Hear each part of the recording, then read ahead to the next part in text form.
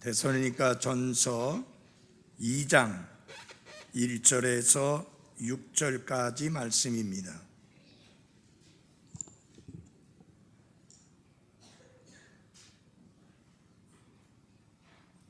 형제들아, 우리가 너희에게 들어간 것이 헛되지 아니한 줄을 너희 자신이 아나니, 너희가 아는 바와 같이 우리가 전에 빌립보에서 고난을 당하고 또 치욕을 당한 뒤에도 많은 싸움을 싸우며 하나님의 복음을 너희에게 말하려고 우리 하나님 안에서 담대하였노라.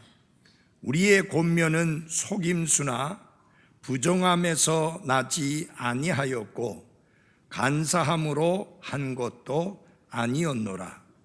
다만 우리는 하나님의 허락을 받아 복음을 위탁받은 대로 말하노니 이것은 사람들을 기쁘게 하려 함이 아니요 오직 우리의 마음을 시험하시는 하나님을 기쁘게 하려 함이라. 너희가 아는 바와 같이 우리가 어떤 때에도 아첨하는 말들이나 탐욕의 탈을 사용하지 아니하였나니 하나님께서 증인이시니라. 우리가 그리스도의 사도로서 부담을 줄 수도 있었으나 너희에게서든지 다른 사람들에게서든지 우리가 사람들에게서는 영광을 구하지 아니하였고. 함께 기도하시겠습니다. 하나님, 우리 아버지, 이 시간 부족한 종이 완전한, 거룩한, 흠이 없는 하나님의 말씀을 선포합니다. 저의 입술과 생각을 성령 하나님이 다스려 주시고 하나님의 말씀을 기록된 그대로 말씀에 더하거나 빼미 없이 오른쪽으로나 왼쪽으로나 치우침이 없이 하나님의 말씀을 곧바로 선포할 수 있도록 사용해 주시옵소서. 특별히 이 자리에 함께 머리 숙이분 가운데 구원받아야 될 잃어버린 혼이 있습니다. 하나님이 말씀해 주시고 강력하게 역사하셔서 내가 어떻게 하여야 구원을 얻으리까라고 탄식할 수 있게 해주시고, 그리고 성경 말씀에 따라 성경적인 참된 구원을 얻을 수 있게 하옵소서. 예수님 이름으로 기도했습니다. 아멘. 앉아주시기 바랍니다. 오늘 아침의 설교 제목은 뒤에 있는 대로 이런 제목입니다. 한번 다 같이 해볼까요? 시작. 모든 영광을 하나님께, To God be the glory.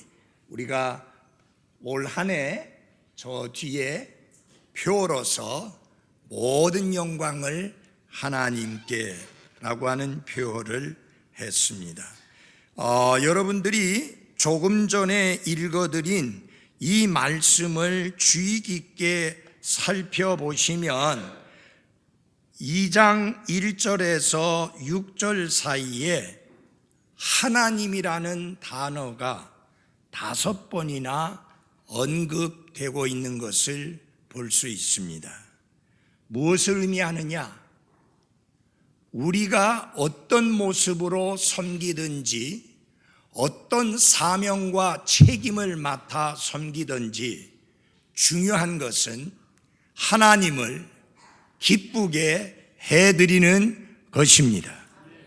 우리의 신실함에 대하여 사람들이 어떤 말로 어떻게 이야기했느냐가 중요한 것이 아니라 하나님께서 신실하다고 인정해 줄 수 있는 하나님의 증언이 제일 중요하다고 하는 것입니다.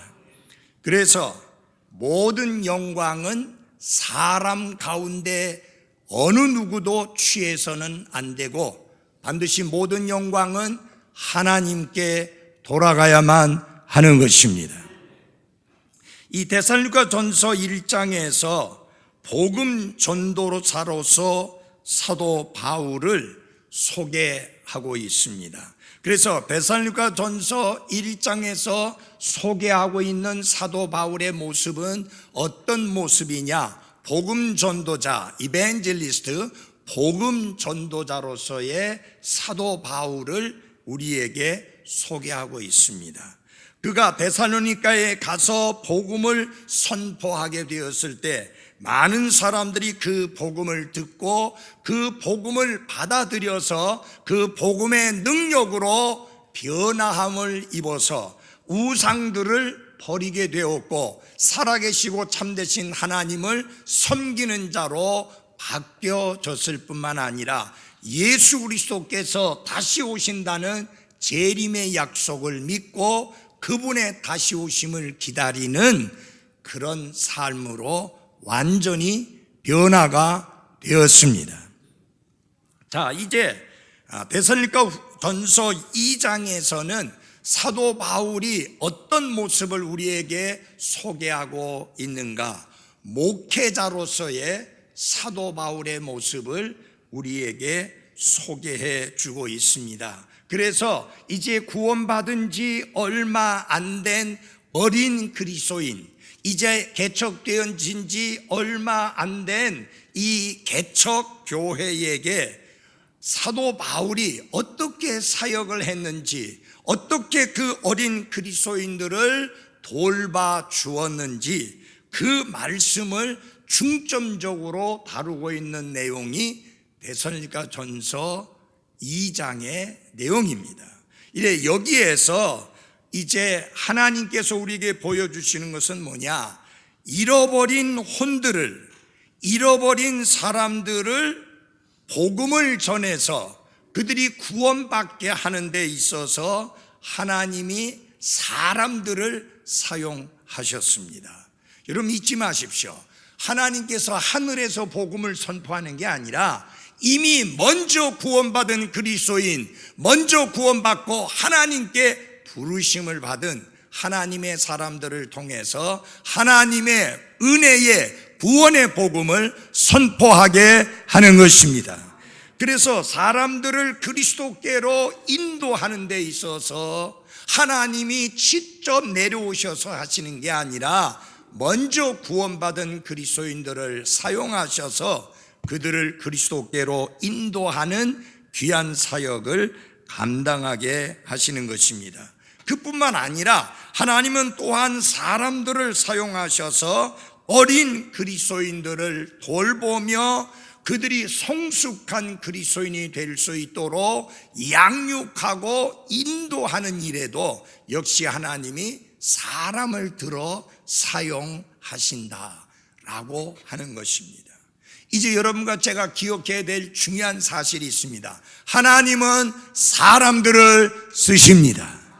중요한 것은 하나님이 쓰실 수 있는 사람이 되는 게 중요한 것입니다. The man God used. 하나님이 쓰실 수 있는 사람이 되는 게 중요한 것입니다. 그러면 하나님은 어떤 사람을 쓰시는가? 많이 배운 사람? 아니요. 돈 많은 사람? 아니요. 권력이 있는 사람? 아니요. 그 도시에 뛰어난 사람? 아니요. 하나님께 헌신되어져 있는 사람을 하나님이 들어 사용하십니다. 그 말은 이 자리에 계신 여러분들 모두가 하나님께 쓰임 받으실 수 있는 가능성을 안고 있는 분들이다 라고 하는 것입니다.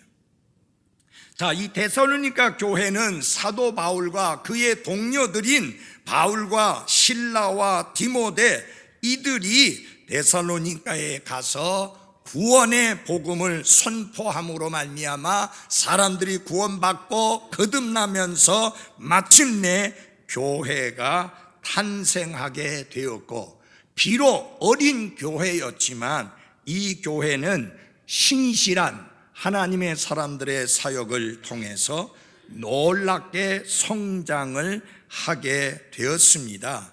이 데살로니가 교회는 구원의 복음을 받아들이고 구원받고, 그리고 약하지만 그 교회가 시작되자마자 엄청난 핍박과 박해를 받았습니다. 그럼에도 불구하고 이 교회는 박해와 핍박의 한복판에서도 강하게 서 있었을 뿐만 아니라 그들의 믿음과 그들의 삶은 아주 광범위한 지역에 본을 끼치는 교회로서 소문이 나게 된 것입니다. 평판이 좋은 교회가 된 것입니다. 자, 사도 바울은 이제 이 교회를 가르치고 돌봄에 있어서 어떻게 사역을 했는지를 말씀을 하고 있는데요, 1절부터 12절까지, 제가 6절만 읽었습니다마는 1절에서 12절까지의 말씀을 보게 되면 사도 바울이 이 데살로니가 교회라고 하는 어린 교회를 챙기고 돌보고 양육하고 가르치는 사역을 하기 위해서 어떤 모습으로서 사역을 했느냐. 첫째는 신실한 청지기로서 사역을 했다. 그게 1절에서 6절까지입니다. 그 다음에 그는 어떤 모습으로 사역을 했느냐. 사랑이 많은 어머니와 같은 모습으로 사역을 했다. 그게 7절과 8절의 내용입니다. 그 다음에 자상한 아버지와 같이 사역을 했다. 9절부터 12절까지의 내용입니다. 그래서 사도 바울은 지금 그가 목회자로서 사역자로서 어떤 모습으로 사역했는지 세 가지 모습을 보여주고 있습니다. 청지기, 어머니, 그리고 아버지의 모습. 그래서 먼저는 이 말씀을 통해서 가장 도전을 받아야 되고 가장 크게 교훈을 배워야 되고 가장 이 말씀을 통해서 야 나도 이렇게 해야 되겠다고 가장 강한 가르침과 도전을 받아야 될 사람들이 누구냐? 저와 부목사와 전도사와 같은 선교사와 같은 사역자들입니다. 그래서 1차적으로는 이 말씀은 저에게 하는 말씀입니다. 1차적으로 이 말씀은 여기 있는 사역자들에게 하는 말씀입니다. 그러나 하나님의 말씀은 양날을 가진 칼과 같아서 성도들에게도 적용이 되는 것입니다.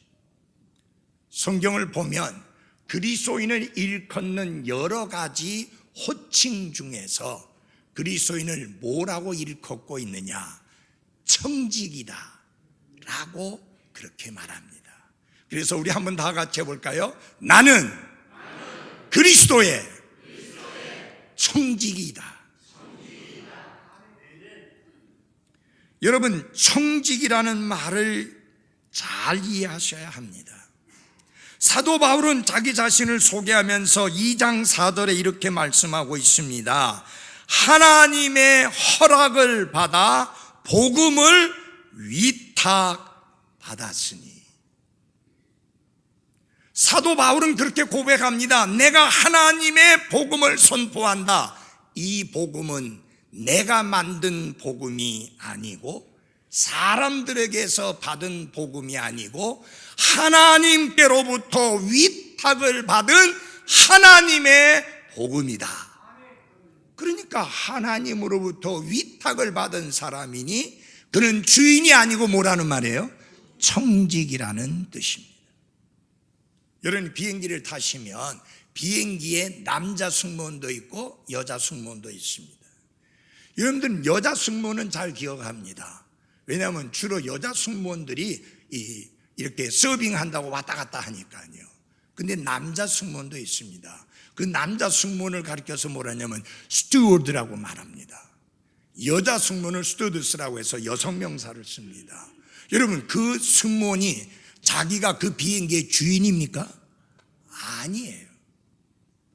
그는 그 비행기가 날고 있는 동안에 비행기 회사의 주인을 대신해서 그 비행기에 타신 고객들을 잘 돌보고 섬기는 역할을 해야 되는 게 스튜어드고 스튜어디스예요. 마찬가지로 여러분과 저는 우리에게 주어진 생명이든 우리에게 주어진 물질이든 우리에게 주어진 재능이든 그 어떤 것에든 그것의 주인이 아니고 우리는 하나님께서 이 땅에 나그네의 삶을 사는 동안에 살아계시고 참되신 하나님을 잘 섬기라고 우리에게 위탁하신 하나님의 것이라는 사실을 잊어서는 안 됩니다. 그래서 사도 바울은 자기 자신을 하나님의 복음을 맡은 청지기로 보았고, 청지기는 자신의 것은 아무것도 없고 단지 자기 주인에게 속한 것들을 잘 관리하고 사용하도록 하는 책임을 맡은 사람들이다 라고 하는 것입니다. 그래서 하나님은 사도 베드로를 통해서 이렇게 말씀을 하고 있습니다. 베드로전서 4장 말씀에 보게 되면은 각 사람이 선물을 받은 대로 하나님의 여러 가지 은혜를 맡은 선한 청지기로서 서로 그 선물을 써서 섬기라. 하나님께서 맡겨주신 것들을 잘 관리하는 자가 돼야 되는데 그것을 가리켜서 선한 청지기가 되라 라고 말씀을 한 것입니다. 여러분, 선한 청지기가 되라는 말은 반대로 또 어떤 청지기가 있다는 말이에요? 악한 청지기가 있다는 말입니다. 여러분과 저는 하나님께서 맡겨주신 이 모든 것들에 대하여 어느 날 주님 앞에 서서 회개 보고를 하게 될 터인데 그때를 기억하고 그때를 생각하면서 우리는 매일매일 순간순간 시시각각 어떤 청지기로서 살아가야 되느냐? 선한 청지기로서 살아가야 하는 것입니다.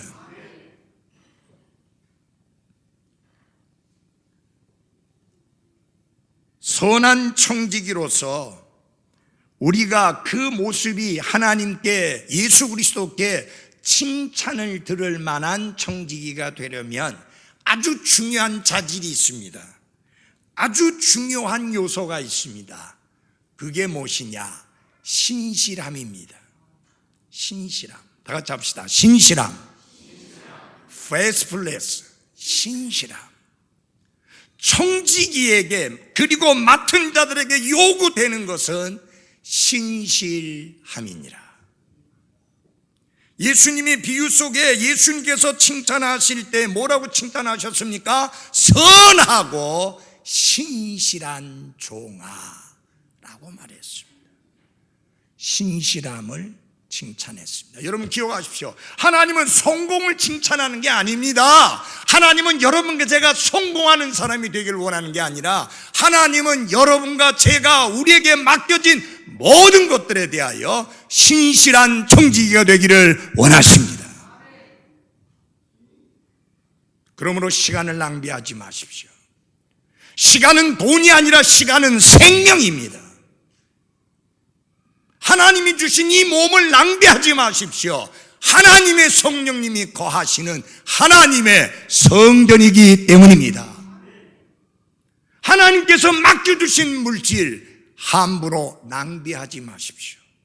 그 물질이 여러분의 손에 오기까지 하나님은 생명 주셨고 하나님은 건강 주셨고 하나님은 능력을 주시어서 직장이나 자영업을 할 수 있게 해주셨고 그 결과로 인하여 여러분은 돈을 벌게 되었는데 그 돈을 낭비해서는 안 됩니다. 분명한 우선순위를 가지고 하셔야 됩니다. 항상 여러분이 잊지 말아야 될 것은 첫째는 하나님이십니다. 그 다음에 여러분의 가족입니다. 가족을 돌아보지 않는 자는 믿지 않는 자보다 악하다고 성경은 엄중히 경고하고 있습니다. 자, 그러면은 이제 신실한 청지기로서 우리가 주님이 주신 날들을 사는 동안에 어떻게 살아야 되는가 하는 것을 봐야 됩니다. 우선 여러분이 하나님께 감사해야 될 것이 있습니다. 청지기로서. 왜? 청지기로서의 우리의 섬김, 우리의 사역은 결코 헛되지 아니하다고 하는 사실입니다. 2장 1절 같이 보겠습니다. 2장 1절입니다. 한번 같이 읽겠습니다. 시작. 형제들아, 우리가 너희에게 들어간 것이 헛되지 아니한 줄을 너희 자신이 아나니. 사도 바울 일행은 그리스도인들이 전혀 없었던 데살로니가라고 하는 도시에 들어갔습니다. 그런데 그들이 떠날 때는 그리스도인이 한 명도 없었던 그 지역에, 그 도시에 활기가 넘치고 성장하고 박해에도 든든히 맞서면서 많은 교회들에게 본이 되는 놀라운 교회가 남게 되었습니다. 그들의 사역이 크게 효과가 있었고 그들이 데살로니가에 들어가서 사역한 것이 결코 헛되지 아니함을 분명하게 보여주는 것입니다. 그 데살로니가에 구원받은 성도들의 삶이 완전히 180도 바뀌게 되었습니다. 1장에서 그 모습을 보여줬잖아요. 믿음에서 나오는 행위들이 있었고 사랑이 동기가 되는 섬김이 있었고 소망으로 인해서 인내했고 우상들은 완벽하게 버렸고 하나님께로 돌아왔고 살아계시고 참되신 하나님을 섬겼고 그리스도의 다시 오심을 기다리는 놀라운 인내를 보여주었습니다.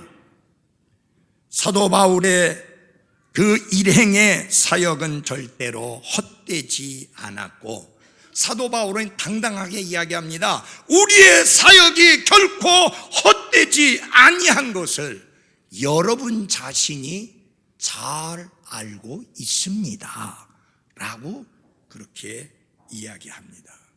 사도 바울은 이 2장 1절로부터 6절 사이에서요, 너희가 안다, 너희가 안다, 너희가 안다, 너희가 안다라는 말을 3번이나 반복하면서 사도 바울만 그렇게 주장하는 게 아니라 데살로니가의 성도들도 똑같이 느끼고 똑같이 확신하고 똑같이 기뻐하고 똑같이 감사하고 있다고 하는 것을 너희가 안다라는 표현으로 반복해서 말씀합니다. 헛되다라는 말이 무슨 의미냐면요, 공허하다, 아무 효과가 없다, 아무 열매가 없다, 아무것도 얻지 못하는 헛된 노력이다, 그런 말의 의미가 공허하다는 것입니다. 사도 바울은 결코 그렇지 않다고 말할 뿐만 아니라 솔직히 말해서 사도 바울이 기대하고 바랐던 것보다 훨씬 더 큰 성과가 있었던 것이 데살로니가에서의 사역이었습니다. 사랑하는 그리스도인 여러분, 여러분과 제가 이 땅에서 나그네로서 사는 동안 청지기로서 섬기게 됩니다. 우리의 이 섬김은 어떻게 보면은 의미가 없이 보일지 몰라도 실망하지 마십시오. 왜냐하면 최종적인 결과에 대해서는 하나님만 신뢰하시기를 바랍니다.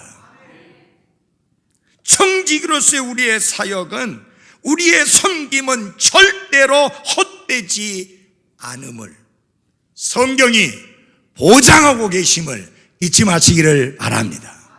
사도 바울이 너희가 안다, 우리가 너희에게 가서 사역한 것이 헛되지 않은 줄을.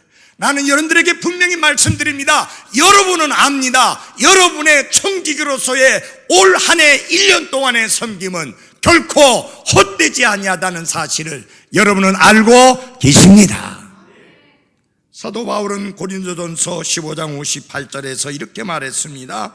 그러므로 내 사랑하는 형제들아, 너희는 굳게 서서 흔들리지 말고 항상 주의 일을 넘치게 하라. 너희 수고가 주 안에서 헛되지 않은 줄 너희가 아느니라.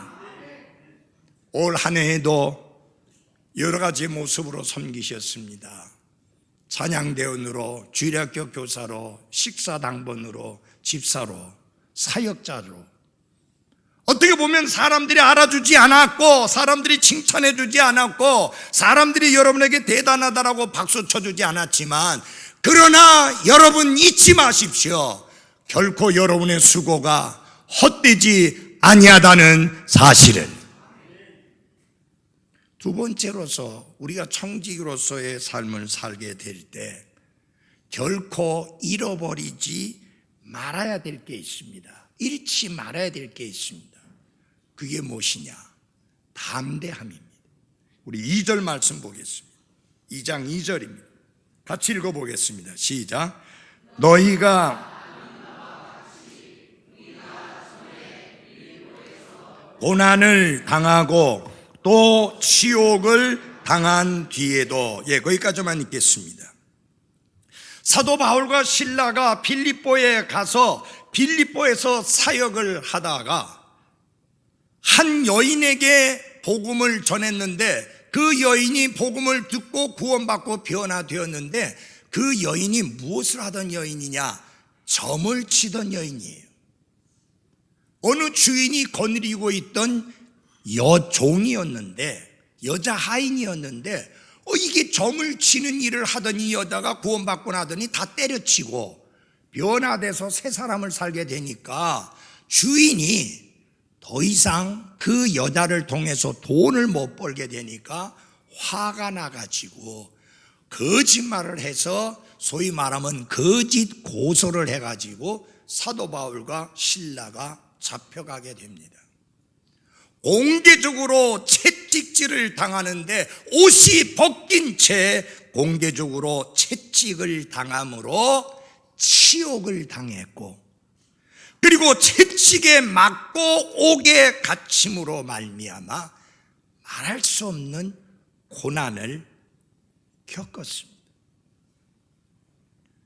여러분, 이 정도 되면 많은 경우에 어떻게 되기 쉬워요?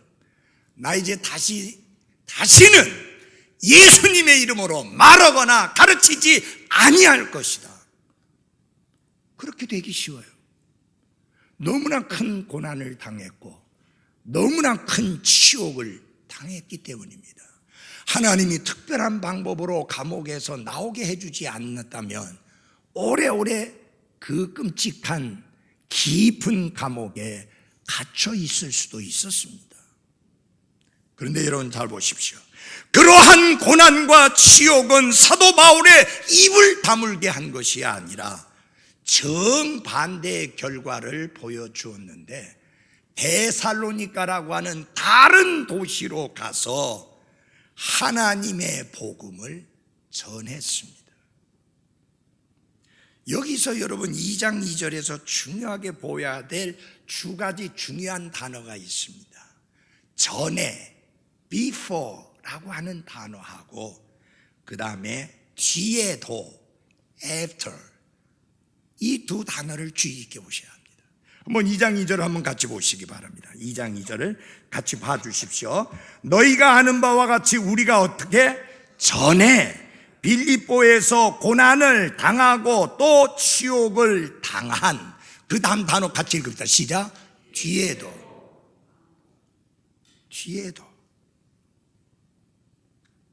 당한 뒤에도 많은 싸움을 싸우며 하나님의 복음을 너희에게 말하려고 우리 하나님 안에서 담대하였노라. 잘 보십시오. 전에 빌립보에서 끔찍한 고난과 치욕을 당했지만 그런 뒤에도 많은 싸움을 싸우며 하나님의 복음을 데살로니가에 있는 사람들에게 전하였다. 근데 그것을 가능하게 된 것이 무엇이냐? 우리 하나님 안에서 담대하였노라. 하나님이 주시는 힘으로, 하나님이 주시는 용기로, 하나님이 주시는 권능으로, 하나님이 주시는 힘으로 기죽지 아니하고 두려워하지 아니하고 겁내지 아니하고 담대히 복음을 전하였다. 그렇게 말씀했어요. 여러분, 여기서 중요한 건 뭡니다?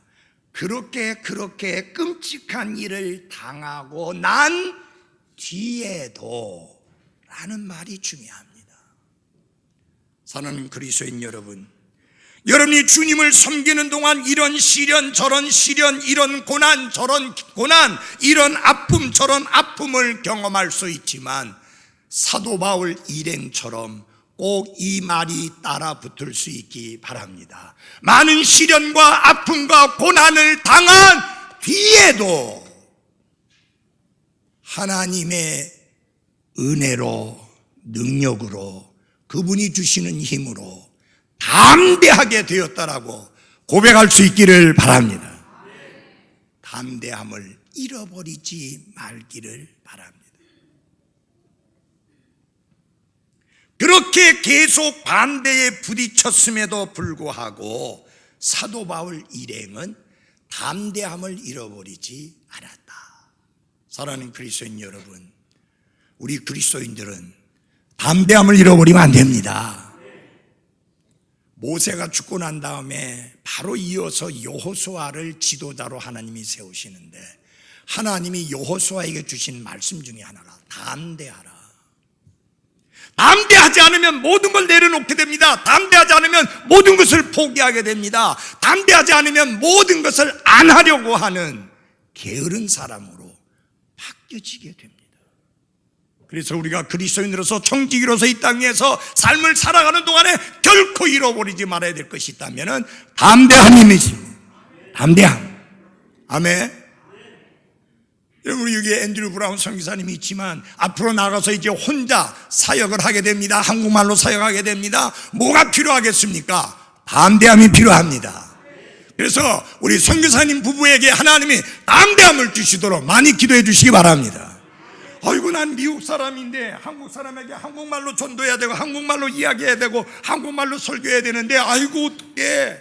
그게 아니라 단에 서든지 길에서 전도하든지 누구를 만나든지 담대하게 하나님의 말씀을 선포할 수 있는 하나님의 사람이 되도록 힘써 기도해 주십시오. 제가 제일 많은 사람 앞에서 설교한 게 8,000명 정도 모이는 모임에서 설교한 겁니다. 그것도 한국말로 아니고 영어로. 아니, 목사님 겁나지 않았어요? 아니요, 겁날 거 없어요. 왜 겁나요? 내가 뭐하러 올라갔어요? 말씀 선포하러 올라갔어요. 말씀 선포하는 것은 하나님이 내게 주신 사명이요, 특권이요, 영광이요, 복입니다. 그것을 행하는데 왜 앉아있는 사람들 때문에 두려워합니까? 솔직히 말해서 저는 사람이 많으면 더 설교 더 잘해요. 듣는 사람이 많으니까 더 신나잖아요. 진짜 설교하기 어려운 데가 어딘지 알아요?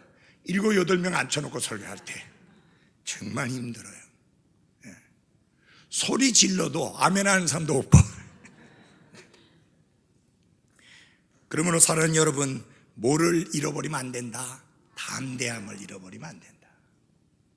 그리스도인으로서 살아가면서 사탄과의 싸움과 세상과의 싸움과 죄와 싸움과 유혹과 시험과의 싸움에서 담대함을 잃지 말기를 바랍니다. 구약 성경을 보면요, 하나님이 하나님의 사람들에게 끊임없이 반복해서 주신 말씀 중에 하나가 담대하라, 두려워하지 말라. 그리고 하나님이 그 말씀만 하고 끝나는 게 아니에요. 저는 그 다음 말씀이 너무 좋아요. 내가 너와 함께 함이니라. 놀라지 말라. 내가 너와 함께 함이니라. 내가 결코 너희를 버리거나 떠나지 아니하리라. 예? 하나님이 여러분과 저와 함께 하심을 감사하십시오. 그러므로 두려워하지 마십시오. 담대하십시오. 여러분, 관공서 들어가서 기죽지 말아요. 그 사람들은 우리를 위해서 일하는 종들이에요. 어깨 딱 펴고 들어가세요. 시청에 들어가든지 구청에 들어가든지 어디 들어가든지 기죽지 말아요. 왜? 우리는 하나님의 아들 딸들이에요. 예수 그리스도의 군사예요. 하나님이 우리를 신실한 자로 그렇게 계산해 주시고 청지기로 삼아 주신 그런 놀라운 사람들인 걸 잊지 마십시오. 그런데 우리가 섬길 때 아주 중요한 게 있습니다. 섬김의 동기, 섬기는 이유, 섬기는 근거, 그게 어떠해야 되냐? 특별히 동기가 어떠해야 되느냐? 우리의 모티브가 어떠해야 되느냐? 퓨어, 순수해야 합니다. 우리 3절 한번 같이 보겠습니다. 3절입니다. 같이 한 목소리 읽어보겠습니다. 3절 시작. 우리의 권면은 속임수나 부정함에서 나지 아니하였고 간사함으로 난 것도 아니하였노라. 사도 바울이 지금 자신들이 섬기는 그 동기가 순수하다는 사실을 밝히기 위해서 당시에 거짓 선생들이 돌아다니면서 순회 설교자들이 돌아다니면서 한 짓거리들을 지적하면서 그것들과 반대로 우리는 그렇게 하지 뭐예요? 아니했다. 그걸 밝힙니다. 그래서 세 가지를 밝힙니다. 3절에서 세 가지를 밝힙니다. 사도 바울이 사역을 하는데 절대 사용하지 않았던 세 가지 방식을 언급하고 있습니다. 잘 보십시오. For our exhortation was not of deceit, nor of uncleanness, nor in guile. 세 가지, 아니다를 세 가지 말하고 있습니다. 첫째, 우리는 속임수를 쓰지 않았다. 속임수를 쓰지 않았다. 사도 바울 일행은 감언이설, 스윗톡, 감언이설이나 절반의 진심만을 늘어놓는 사기꾼이 아니었고 그의 권면 속에는 속셈이 없이 정직하고 순수하게 사역을 했다. 그 이야기입니다. 마음이 단순했고 그들의 생각이 순수해서 겉과 속이 다른 사람이 아니었고 일구이연을 하는 사람이 아니었고 사람들을 조종하려고 하는 그런 것이 없었다. 그들은 진짜 하나님의 복음만 전했고 결코 속임수를 쓰지 않았다. 그렇게 말씀했습니다. 사랑하는 그리스도인 여러분, 여러분과 제가 주님을 섬길 때에 절대로 사용해서는 안 되는 게 속임수입니다. 우리 하나님은 우리의 속 중심을 살피시는 하나님이시고 하나님은 우리의 마음을 시험하시는 하나님이시다. 그러므로 우리의 섬김의 동기는 속임수가 아닌 순수함이어야 합니다. 나의 섬김은 순수하다. 무슨 말이에요? 보이려고 하는 거 아니에요. 칭찬드리려고 하는 거 아니에요. 인정받으려고 하는 것 아니에요. 감사해서, 기뻐서, 하나님이 주신 은혜가 너무 커서 아무도 안 알아주고 아무도 인정하지 않고 아무도 칭찬해 주지 않아도 나는 주님을 섬기리라. 이게 바로 순수한 동기예요. 두 번째, 우리의 사역에는, 우리의 섬김에는 부정함이 없어야 된다. uncleanness, 부정함이 없어야 된다. 여러분, 아십니까? 하나님은 거룩하신 분이십니다. 여러분, 레위기서를 보면 제일 많이 나오는 단어 중에 하나가 부정하다는 단어입니다. 하나님이 제일 싫어하는 게 뭐냐? 부정함입니다. 깨끗지 않은 겁니다. 많은 그릇들이 있습니다. 귀한 그릇도 있습니다. 엄청나게 값이 나가는 그릇도 있습니다. 근데 하나님이 쓰시는 그릇은 어떤 그릇이냐? 깨끗한 그릇이다. 우리가 영적으로 깨끗해야 합니다. 육신적으로도 깨끗해야 합니다. 우리의 마음도 깨끗해야 합니다. 주에서 잘 들으십시오. 하나님은 우리의 마음을 시험하시는 하나님이다. 제발 예배당에 와서 예배 드리는 척 하지 마십시오. 예배를 드리십시오. 경배 드리는 척 하지 마십시오. 영과 진리로 경배를 드리십시오. 하나님은 척 해봤자 하나도 안 속습니다. 하나님 제일 싫어하는 게 뭐라고요? 부정합니다. 더러운 걸 제일 싫어한다. 우리의 마음이 깨끗해야 됩니다. 우리의 중심이 바로 돼 있어야 합니다. 그런 섬김을 하나님이 기뻐하십니다. 그 다음에 세 번째로 우리가 피해야 될 것, 없어야 되는 게 뭐냐? 우리의 섬김에 간사함이 없어야 됩니다. 이 간사하다고 하는 말은 무슨 말이냐면요, 미끼로 유혹하다라는 뜻입니다. 여러분 잘 들어주세요. 저는 낚시를 거의 안 해봤습니다.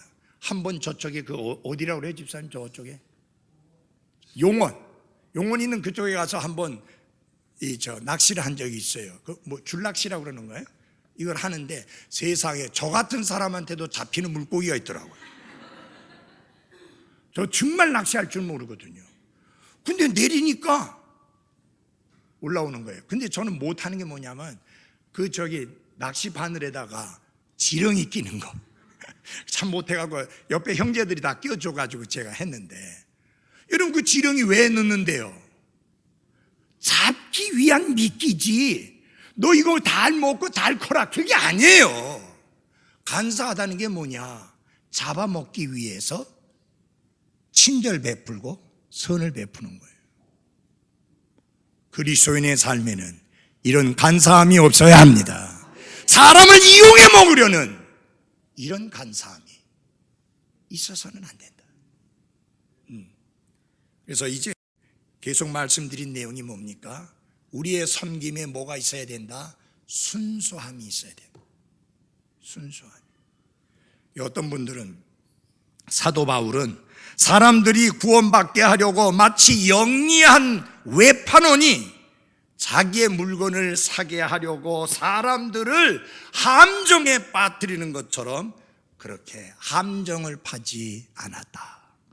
요새는 제가 버스를 안 타본 지 하루 오래됐는데, 요새 혹시 버스 타면은 물건 파는 사람도 있나요? 요새는 없죠. 옛날에 많았어요. 근데 제가 그런데 너무 잘 넘어가요. 그거 안 사면 손해볼 것 같아요. 버스를 타니까 막 선전을 하면서 정말 그거 안 사는 사람은 바보 같아. 그 사람 내용 들어보면. 그래서 샀어요. 이것도 할 수 있고 저것도 할 수 있고 그랬다 그래갖고 들고 와서 해보니까 아무것도 제대로 되는 게 없어요. 뭐에 걸린 거예요? 미끼에 걸린 거예요. 뭐에 걸린 거예요? 간사함에 넘어간 거예요. 저는 고속도로 휴게소에 가면은 또 둘러보는 데가 있어요. 내 아내 때문에 이제 잘 못 보는데, 왜냐하면 내 아내가 옆에서 딱 끌고 가거든요. 뭐냐면 그건 물건 파는 데 많잖아요. 보니까 어떤 사람이 이걸 보이는데 쇠도 잘라지는 톱이고 나무도 잘라주고 돌도 잘라주고, 이야 이거 우리 집사님들 사다 주면은 교회에서 일할 때 되게 도움이 되겠다 싶어가지고 얼른 샀죠. 안 사면 손해볼 것 같아. 그래가지고 얼른 사갖고 가져와서, 집사님 이게 돌도 잘라주고 쇠도 잘라주고 나무도 잘라주고 그런다고 하니까 목사님 또 속았네요. 나무도 잘 안 잘라지고 쇠는 어린 반푸너지도 없고 돌은 어림도 없죠. 뭐에 걸린 거예요? 미끼에 걸린 거예요. 간사함에 넘어간 거예요. 사랑하는 여러분, 우리가 주님의 사역을 할 때 감사함이 없어야 합니다. 주님의 사역이 귀하지만 사역하는 방법 또한 정직하고 순수해야 하는 것입니다. 이런 말이 있습니다. 당신의 메시지가 올바른 한 당신의 방법에 대하여는 나는 관여치 않는다. 그러니까 말씀만 바른 거라면 어떤 방법으로 전하든지 간에 상관하지 않겠다. 그런 말이 있습니다. 그러나 그것은 맞지 않습니다. 우리가 섬기는 이유가 항상 선하고 순수해야 합니다. 하나님이 우리에게 삶의 기회를 주셨고 우리는 이 땅 위에서 청지기로서 섬길 수 있는 기회가 주어졌습니다. 어떻게 섬겨야 됩니까? 신실하게 섬겨야 합니다. 신실함이라는 것은 그 마음 중심에 동기가 올바로 되어 있을 때 신실함이 나올 수가 있는 것입니다. 2019년 오늘 마지막 주일입니다. 오늘까지 신실하게 주님과 주님의 교회를 섬기신 한 분 한 분들 정말 감사합니다. 하나님이 크게 보상해 주실 것을 믿고 기대합니다. 다가온 한 해에도 신실하게 주님을 섬기는 신실한 청지기들이 되기를 바랍니다. 그런데 청지기가 되기 전에 먼저 거쳐야 될 과정이 있습니다. 구원받아야 합니다. 거듭나야만 합니다. 먼저 하나님의 자녀가 되어서 하나님이 여러분을 청지기로 삼을 수 있어야 합니다. 기도하겠습니다.